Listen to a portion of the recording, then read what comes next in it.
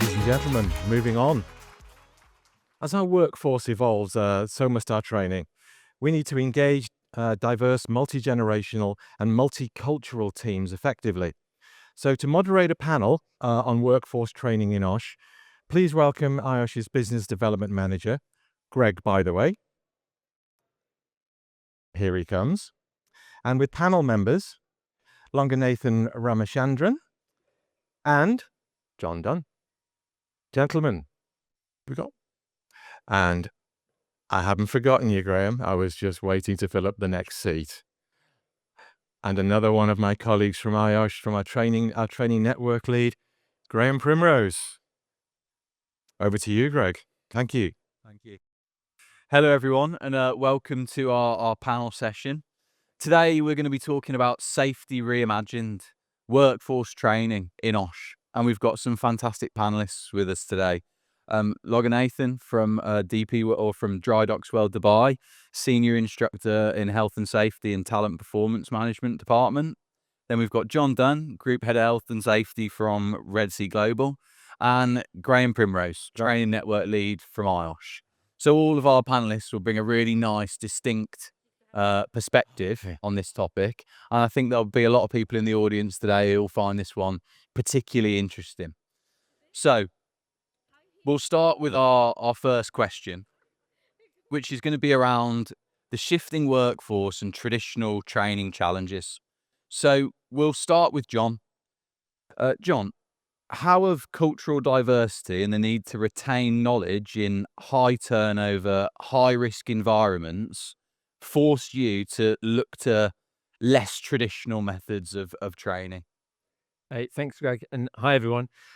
So, as Greg said, I work at Red Sea Global. We're based on the Red Sea coast of Saudi Arabia. We have about 90,000 workers that work across an area probably about the same size of Belgium, so it's quite spread out.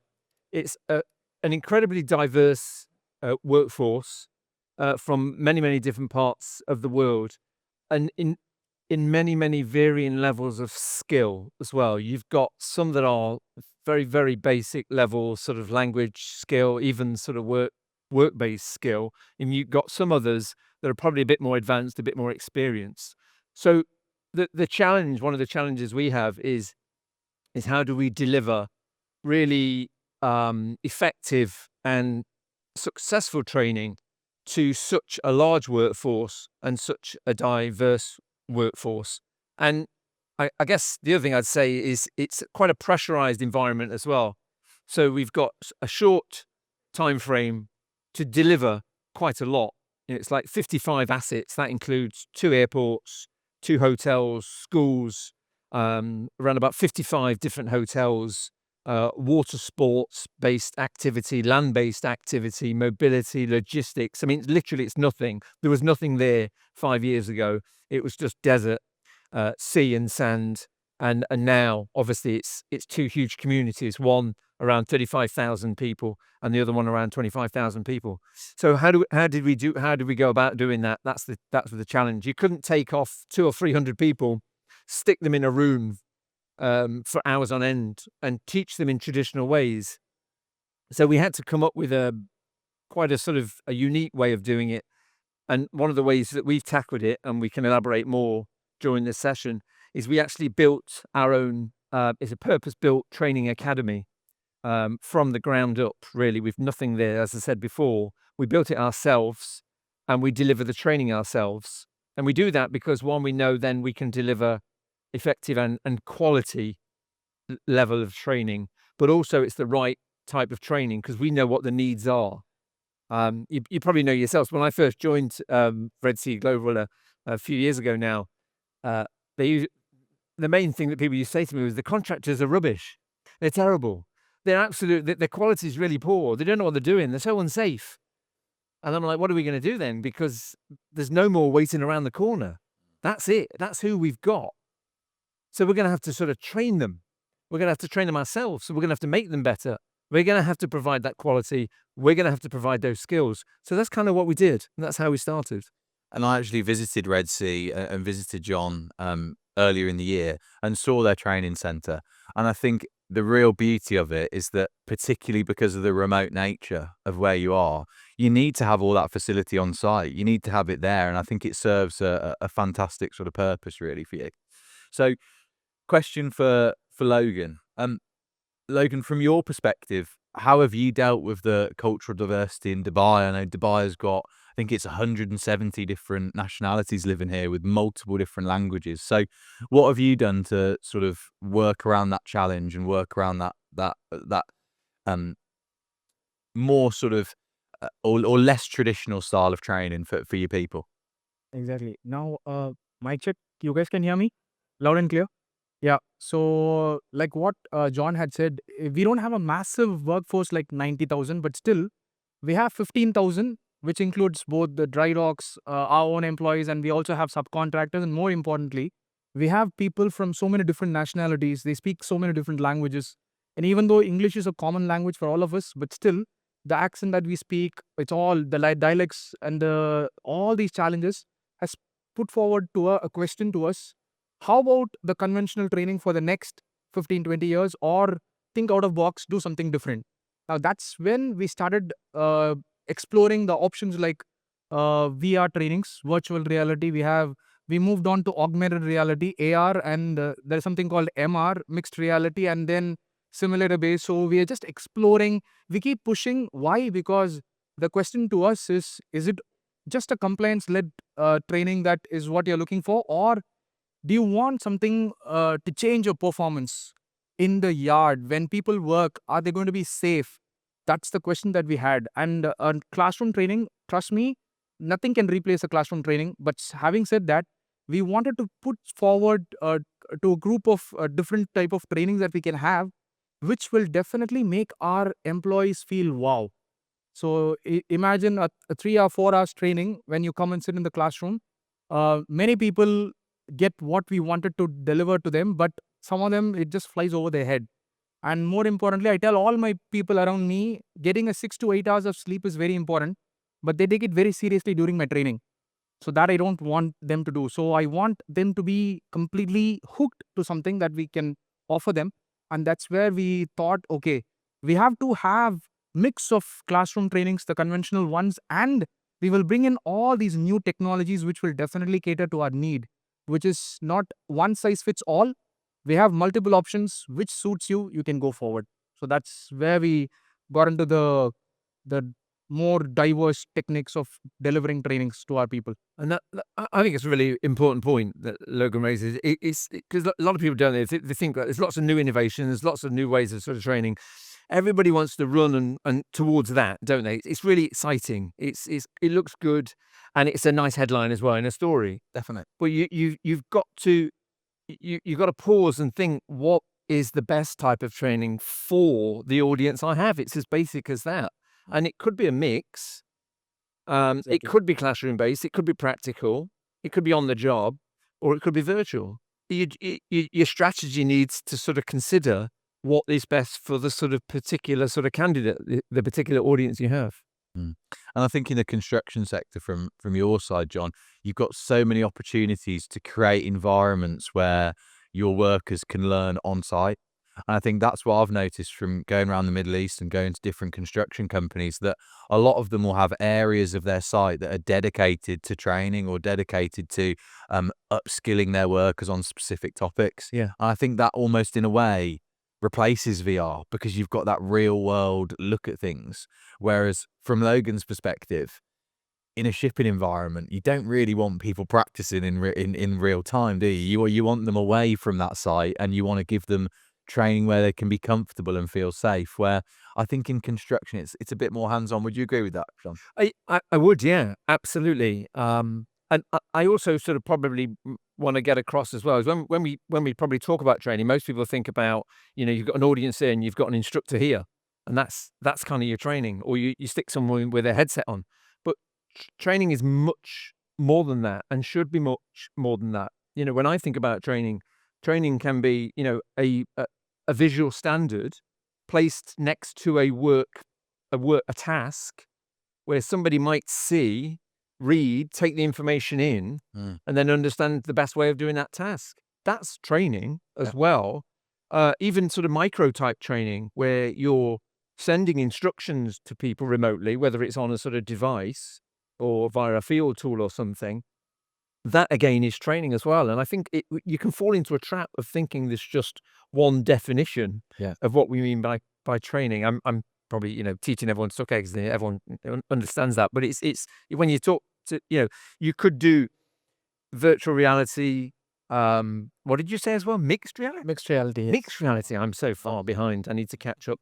But mixed reality, virtual reality, this can actually even be done in the workforce as well, in the workplace. Yeah, I agree. And to go over to Graham and just ask Graham's perspective on this. So Graham manages our training provider network, and he's got a really unique insight into trends and upcoming sort of new technologies in training. So just from your perspective, Graham, like how would you sort of look at new ways of training and abandoning the sort of more traditional trainings, and how are you seeing that happen across the market? I think it's about mirroring what the guys have already said, but actually it's that holistic approach with regards to training and making sure that the key principles that are taken away by those that are doing the training are fundamental to empower them to be safe, but to make other people safe as well. And I think it's really important that we have varying ways of providing training, removing language barriers with things like the virtual reality, and using tools from a visual perspective rather than from a written perspective is really, really important. And it's making sure that the variety of learning opportunities there are, from the micro learning that's been mentioned, to classroom-based awareness courses, to virtual reality, to mixed reality, to that augmented reality where there's a mixture of both. And allowing the delegates to come away with that passion and that curiosity to keep themselves safe, to keep other people safe, but also to learn and want to go on to do more learning and do more sort of personal development. And that's the trend sort of moving forwards from a training perspective. It's about what can I do next to continue to keep myself safe, to not have that complacent approach when I come to work. And also take that away into their own personal lives as well, not just from a work life perspective, and feel valued as a member of the workforce, as your guys do from the training that you guys have put together. And I think that's really a key message and a key point to put across, that holistic approach. And as we look into the future, and as more technology becomes available and more ways of learning becomes available, that we still embrace the way training is taken on with regards to those key principles and those key fundamentals, to ensure that the knowledge they're getting, they're retaining, and being able to have that almost subconsciously in their everyday working life, so they're not having to worry so much about not being safe in the workforce. They've got that empowerment there. I think that's really important. So can I ask Logan a question? So in terms of your the experiences with virtual reality training now, Logan, how do the candidates feel it? How do they take it? Do they like it? Is it something they look forward to? What's their experience? Yeah, good question, John. Because usually when it comes to health and safety training, let me be quite honest with you guys. So when people come in for the training, not all 30 or 20 or 40 of them will come with that same enthusiasm. Some of them will think, okay, it's just another classroom training. We're going to come sit and sign the attendance roster and they just go back. But it's not that. When it comes to this virtual reality trainings, we see a lot of enthusiasm. When people come in, they come in with a lot of intent. When they just walk in, I can give you an example which happened for me. So I was just trying to teach this guy how to use the hand gestures for the VR training. And he just tells me, sir, please stop it. I've been hearing about this a lot from my teammates. I was waiting for this day. So I'm enrolled for this training. Just give it to me. I'm just waiting. Let me start. So that's the level of enthusiasm, the interest where the people come in with. Because here, it's not just another instructor-led training where the instructor starts and goes on and on and on, loading you with information. You see everything in 3D. You're going to watch everything, what's happening around you. It's all realistic. It's all action-based. So you're completely engrossed to what is there in the headsets. So that's a great thing. In fact, it's one of the reason why it keeps us driving, keeps us pushing more, because it keeps us motivating, looking at the interest shown by the people. Good. Yeah, I think if I could summarize the three panelists there, I would say that it's not necessarily about abandoning traditional training. It's about utilizing the full variety of different training methods to infuse your employees and make it more exciting for them. Yes, you have those traditional trainings, but you have these other formats that are going to create that bit of buzz for people, as Logan mentioned with the gem. Would you agree with that? Absolutely. Fantastic. It is, and you know, don't get me wrong. We have different forms of training for the different types of sort of skill sets and candidates that we have. You know, we provide leadership training, management training, sort of, you know, skills, mechanical, electrical, you know, sort of that type of training as well. But also, it's kind of like that. You need to think about what is best for the people that you want to train. That's my message. One size doesn't fit all, and Logan has said that, and it's absolutely right. You have to consider what that audience is and what that need is, and the actual things like languages, like culture, really, really important. Yeah, I really like that session, that part of the theme of this session, because I think it taps into something that all safety professionals and trainers are thinking about at the moment. Am I utilizing the right technologies? Do I need to have different types of training? And I think I've really enjoyed that theme there. So I'm going to move on to theme 2, because I think this theme will be really exciting for everybody, because we're going to see a real life showcase of both some of Red Sea Global solutions and Dry Dock solutions as well, including their world's first IOSH approved VR training, which is a fantastic addition to our list of talk courses. Have you just announced it now? No. So, well, it's been in progress now, hasn't it, for about a year or so, I would say, and it's all been completed for a while now. So they've been using it. It's been fantastic. And I think we announced it last year at the last Intersec. Yeah. So I'm not giving it any secret information out there. But anyway, so this one is to Logan, because I think we really want to explore this VR topic. And it's mostly about the success that you've had with the VR training and how that has influenced the multilingual workforce. So tell us a little bit about how well it's worked for you, and also what the approval process was like for getting that VR course approved with IOSH. Maybe how you felt at the start of it, how you felt at the end of it. It'd be really interesting to. Sure. Now, the usual classroom trainings, end of the trainings, we do have an assessment, and we do try to gauge the learners, the trainees, how well they understood the concepts. Now, with virtual reality coming into play, we've had a 94% retention of the informations. Now, that's the factor I was telling you guys about. So it's not just another tick mark exercise where they come for the training and they just go back. No, what they retain from the training that they just finished. So again, the language barrier is now out of the equation. Why? Because we have brought in this VR training in the 4 different languages widely used by our learners. So we have English, we have regional languages. We have brought in all these different languages now. So that has made it much more easier for them to understand what is going on. And I would also like to play a small snippet for you guys. So this is, can we just play the video here? I'll just show you this first. The next hazard inside the confined space, that is the presence of flammable gases. Let us proceed to the scenario for further steps.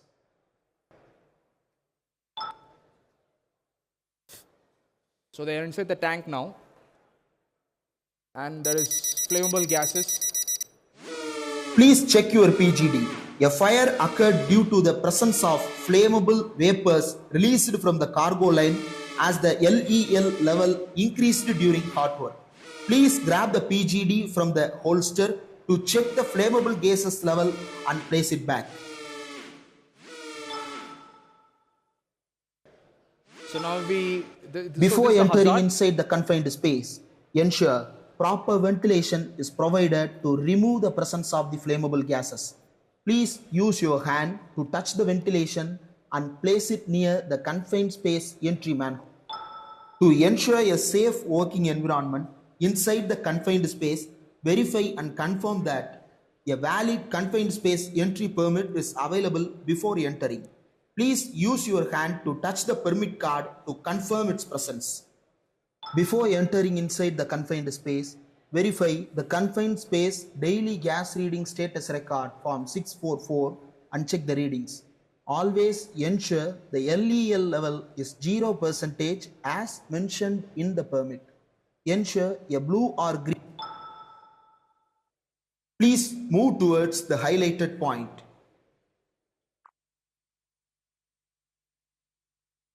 Please grab the PGD from the holster to check the flammable gases level and place it back. That's incredible. So you see, this is how it works. So first they experience the hazard and then they look for the controls. Now imagine explaining what is LEL. So basically the textbook definition is minimum concentration for a flammable gas where it mixes with air to form an ignitable mixture. Now imagine delivering this and making sure everybody understands is not an easy task, trust me. So now what has happened with the VR training, it's like that. Okay, so just watch and understand what are the hazards of, what are the risks of encountering a flammable gas leak inside the confined space. And that's exactly what you guys saw. And we take them through step by step on the controls. So first is the ventilation, followed by the permit, and then the daily gas testing record that we have. So this again has increased the level of people understanding the concepts of all the different hazards of confined spaces. That is one. And talking about the approval process with IOSH, now I'm not saying this just because all these gentlemen are here. I'm just telling this from the bottom of my heart. Why? Because when I started this approval process, there was never an iota of doubt from the IOSH guys. Mr. Ian, I would like to highlight him here. Stephen Taylor, he was here. So he was supporting me all through this process, right? They never had a doubt. Okay, Logan, we usually approve the classroom trainings, but we have never done this VR. So should we do it? Should we not do it? There was never a doubt. So right from the day one, they were always guiding me around. So they wanted me to give me all the screen recordings, because it's not the usual ones where I just send the PPTs and get it approved. Nothing like that. So it's a new one. It's a new technology, and they were right around always when I needed help. They were always there. So from day one till the day I got the approval, the process was absolutely, I would not say easy by any standards. It was quite stringent, but still the guidance was so clear that I didn't have any trouble getting it approved. And lo and behold, we got the approval, and it was quite a big major achievement for us, because globally we are the first organization to get this approved. So see, whenever we do this VR trainings, the clients, our own people, subcontractors, everybody have the air of excitement. And imagine getting the stamp of authority from IOSH gives it all the more recognition and all the more credibility that it is quite up to the standard. So that's how it was, the whole process of getting the approval.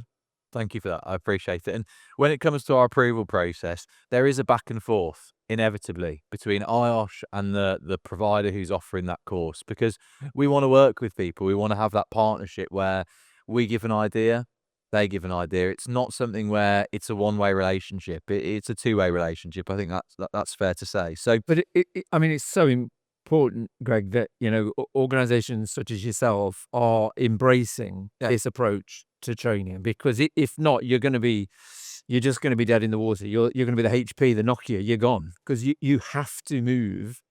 And it goes back to that variety thing that we spoke about in the first theme. We need to give our training providers and organizations that work with us the ability to offer that variety that best suits their organization. Yeah. And if we can't, then as you say, we'll be a Nokia. That's it. So John, I don't know if many of the audience can remember. No, maybe not. But John, let's talk a little bit about Red Sea Global, I think, at the moment. So you mentioned you had an academy. I've been to it, which is fantastic. And it'd be good to talk about some of the practical sort of simulations that you're doing at the academy, and also how you're delivering in-house IOSH courses. So Red Sea Global are currently delivering a number of IOSH courses, but I'll let John expand on that and how that process in terms of getting getting approved went for you, similarly to Logan. Yeah.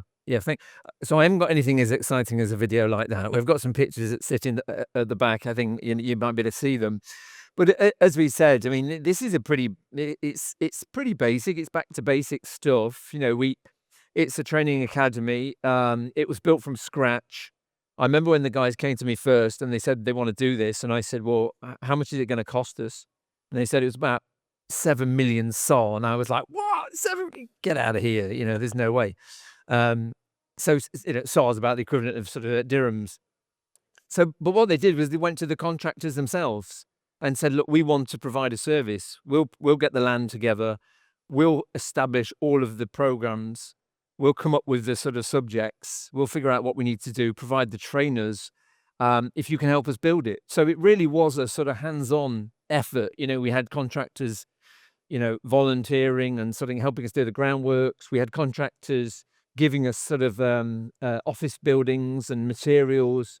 So that 7 million very quickly turned into sort of 2 million. It was pennies really compared to the sort of budgets that we were looking at. And as I say, there was 90,000 workers that we've got across both destinations. So far this year, in 2025, 20,000 workers have been through the academy. And the academy itself, we're talking very basic levels of training. It could be heat stress. It could be, hands-on tool training. It could be scaffold erection training, mobile tower sort of building, confined spaces. And for me, it was really important that every time we actually built as opposed to a virtual simulation, a real life simulation. So we have a confined space, we have a mobile tower, we have scaffolding there. I'm ex-military, and I remember going back to my military days. Everything was hands-on, and you'd do it 1,000 times. You'd strip a weapon 1,000 times, so you knew how to sort of do it when you really had to do it. For me, that was my ask to the team: is take people through. Don't spend a lot of time in the classroom, because these people don't want to be in the classroom. Majority of them are unskilled. Some of them are very inexperienced. Some of them can't read and write. And so to stand in a classroom for an hour, you've lost them. So the maximum we put on is around 15 minutes. That's all you can spend in the classroom. And the rest of the time has to be outside on the ground, practically. So that's kind of how we sort of approach it. And it's very much, as I say, hands-on, real life sort of scenario-based training. We've also got another need. We have a management team. We have supervisors. They're probably a little skill level up. So we have to provide certain type of training to that. Practical training is not good for them, but we need to sort of teach them how to supervise properly, how to sort of monitor everybody every day, inspections, building cultures, understanding what a culture is. And to do that, we needed to work with someone who was credible, someone where, and I say this, I try to say this in the right way, that when people say are trained in-house, it's good, fulfills a sort of a need, but actually if you can do that as well and give them a skill that they can transfer, or even a certificate or a badge that they can take with them, put on their CV, put on LinkedIn, that means a lot to people. They're more likely to turn up for the training, and they're more likely to want to sort of attend the training and actually be and pass the training. So that's why we thought, what's the most sort of recognizable brand, the most recognizable internationally, that stands for quality, and it was IOSH. So that's what we did. We put our own trainers through the IOSH accreditation assessor route. It's not straightforward. It's not easy. They have to have the right skills. They have to have the right attitude, but it was worth it. And that's really helped us sort of achieve that success at both levels, that manager and sort of practical training. Good. And I'm under the impression that you've got multiple languages as well to target different staff members. Yes, we have. Yeah, 'cause it's really important, because we have some English speakers, but we have many that don't understand English.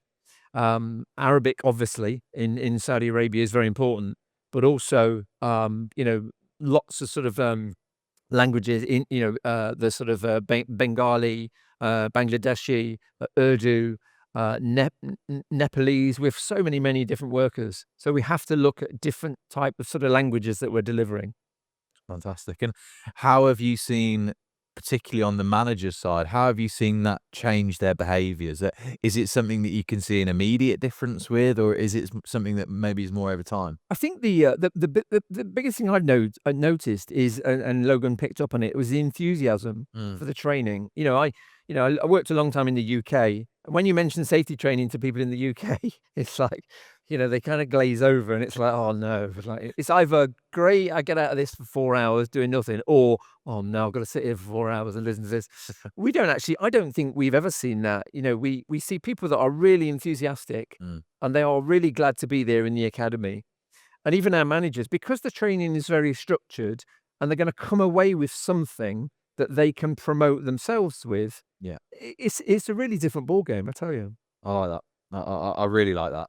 So we're going to move on to our third theme, which I'm going to start with Graham. So Graham, from your perspective, what are the key criteria that IOSH as a training network and as a sort of our IOSH for business side of things uses to approve different delivery methods and also to ensure that the quality of our training is retained across multiple different markets?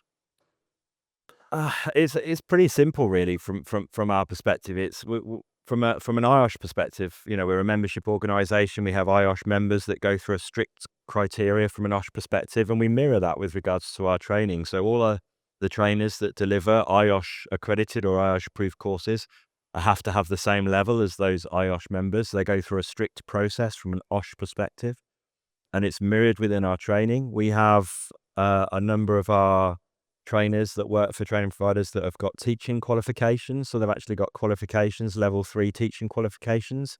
We offer an IOSH sort of train the trainer and help those OSH professionals that aren't particularly have a background of education or a background of teaching as well. And again, it's ensuring that the quality and assurance standards are moderated in an effective way too. So once the training has been approved or accredited, and once they're delivering the training, we continue to moderate that and work alongside these organisations and our training providers to ensure that quality and the standardisation across the board is the same quality for everybody. And it is a partnership, as you've said, Greg. It's not us dictating to them. There is a back and fro. There is a conversations had in the background, because the feedback from our training providers also help us improve as an organisation as well. It works both ways, and it's all down to IOSH from that membership piece. And the guys have been talking quite about the enthusiasm of the delegates on the course, but I think the enthusiasm from these guys and the enthusiasm from the trainers that deliver the course is equally important, because that enthusiasm is what the delegates take away. They are enthusiastic about the training because the trainers are enthusiastic about delivering it, and they are really focused on that positive, healthy world of and safety of work, which is what IOSH generally stands for. And that's why we have this strict criteria for our OSH membership. Feel free to come and visit the stand, and if you'd like more information on that from a membership perspective, from a training perspective, our stand's just behind you, and there's guys that you can talk to in a bit more detail about that. But it's really important that the standards continue to be a partnership between our training providers, organisations, and our members.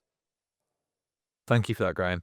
And from your perspective, Graham, when it comes to particularly like local legislation, we get a lot of comments, and I know I do when I speak to businesses, about managing safely or some of our courses being more focused on UK legislation over others. Now, I know that that's not necessarily the case, but from your perspective, how easy is it to add your own local legislation into managing safely, for example, or working safely, for example? So again, it comes down to the situation that the trainers that are delivering these courses, they're OSH professionals, they're OSH members. They deliver health and safety. They've gone through processes. They've got the relevant qualifications to do the OSH job outside of education. So actually adding their own legislation, they're the experts. We'll work closely with the training providers to make sure that it matches and is in the right criteria, and the key principles of the course are still there. But the OSH professionals are part of the IOSH organisation. They're IOSH members. We trust them. We trust our members, and we trust them to make sure. And we moderate the courses too, so that we can provide feedback and us feedback through them.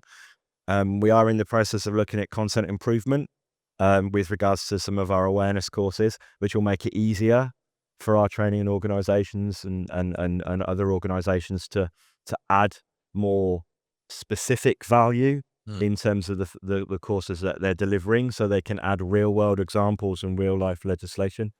it's about ensuring that we're able to do that in an easy and effective manner without taking away the key principles of the requirements of the course. And for me, that's the fundamental thing. So I don't know what you guys think on that, but that for me is the fundamental thing. I think what I've picked up from Graham is that fundamentally our training provider options, whether it's tailored courses, whether it's our portfolio courses, the OSH professional sits at the centre of it. And yes, businesses deliver it for us, training providers deliver it to third parties, but in that is a real focus around the OSH professional. And all of our training reinforces the value of IOSH membership and the value of having good, enthusiastic, competent safety professionals. And that's the bit that, from an IOSH membership perspective, really makes me proud. It makes me proud to look at our trainers, what they do, what they offer.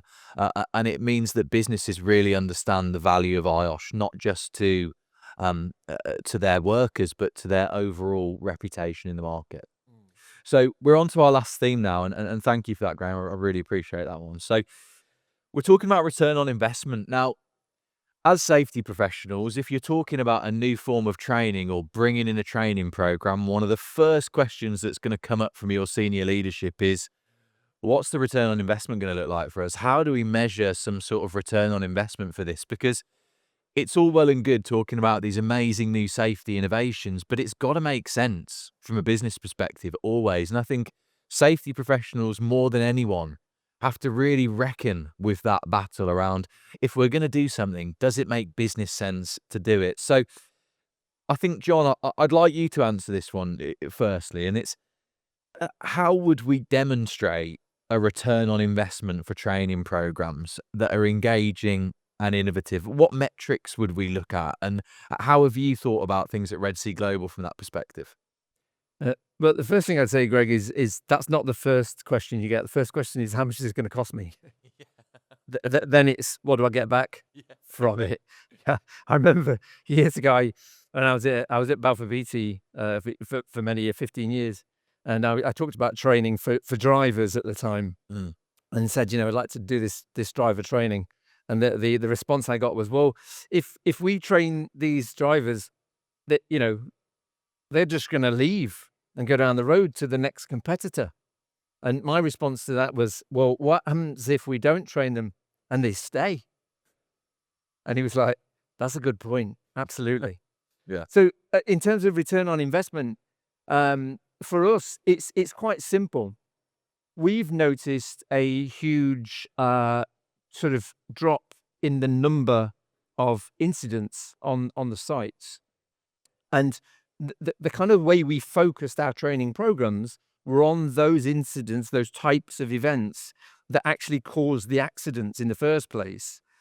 We were having lots of sort of vehicle collisions because the people sort of directing the traffic really didn't know what they were doing, but that was their role.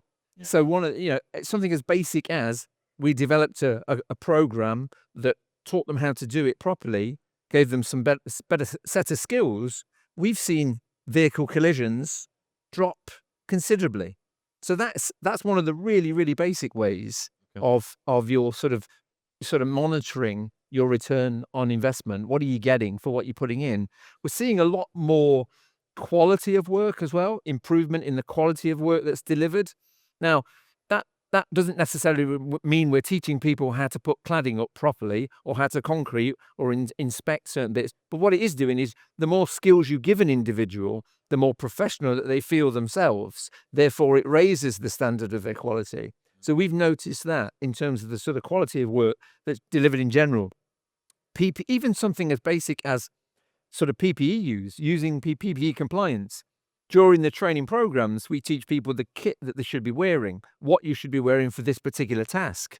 You tend to find then that those people that have been through the training academy are the ones that are 100% compliant in what they should be wearing.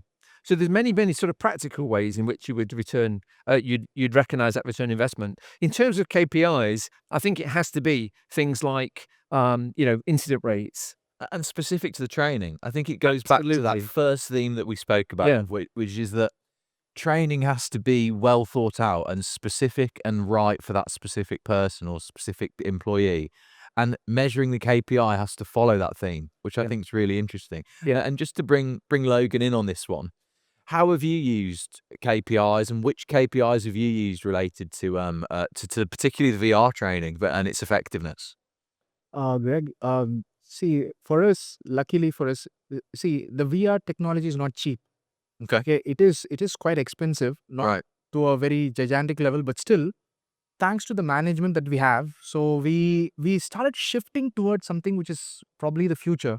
So it's not just the number of training man hours you've delivered, number of certificates people have. It's not about that. It's about the quality of training, right? So we wanted people to get that quality, right? When we finish the training, it's not just the training is over. It's just that how it transforms them in the yard when they work.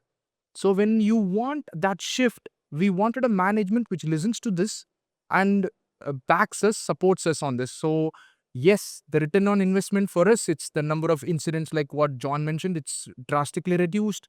The retention rates have been quite high, and the staff turnover has considerably reduced after introducing all these new technologies, the new trainings that we have. And more importantly, one of the most important thing is all about, again, the satisfaction of employees. The employees. Yeah, at the end of it. And I think that's what it really comes back to. And just to summarize this session, I think that it's about picking the right solution for your employees and measuring specific things based on them.